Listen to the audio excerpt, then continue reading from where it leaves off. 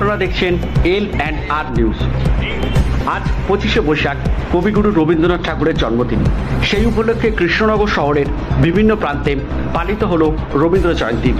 আমরা পৌঁছে গেছিলাম রবীন্দ্র ভবনে, যেখানে রবীন্দ্র জয়ন্তী পালন করল সাংগীতিক সংস্থার পক্ষ থেকে। তারই কিছু প্রতিবেদন আপনাদের সামনে তুলে ধরা হলো।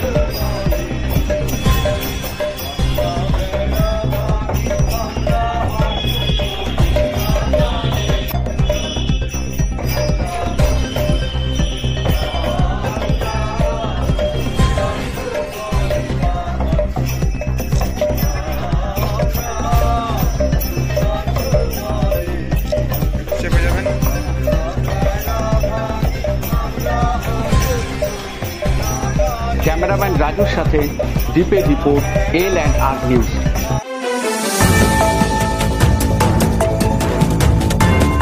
অনুষ্ঠানটি নিবেদন করলেন ত্রিনাথ ক্যাটারার।